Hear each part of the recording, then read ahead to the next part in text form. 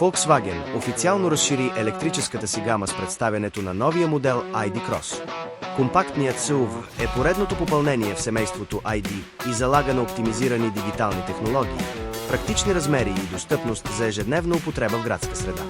Автомобилът е изграден върху модернизираната модулна платформа MEB+.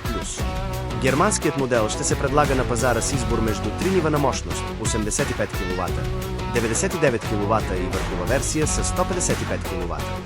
Купувачите ще могат да избират и между два капацитета на батерията с 37 кВт или 52 кВт нетен капацитет. Според официалните данни по цикъла WLTP, максималният пробег на електромобила достига до 427 км с едно зареждане.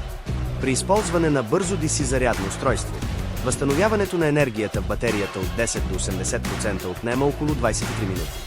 Визуално Volkswagen ID.Cross следва актуалната дизайнерска линия на електрическата серия на марката, отличаваща се с чисти пропорции, двуцветно купе с така наречения плаващ покрив и специфични LED светлинни подписи отпред и отзад.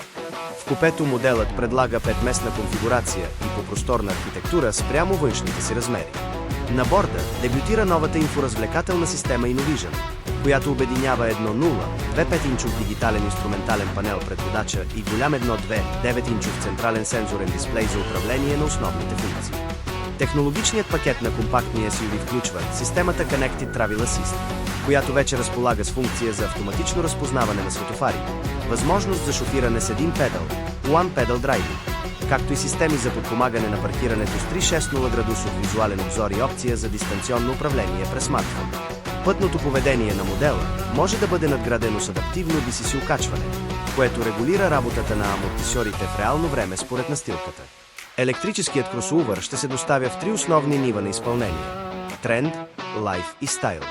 Базовата версия идва стандартно с възможност за бързо зареждане, докато по горните спецификации добавят матрични фарове, двузонов климатроник, подгряване на седалките и безключов достъп.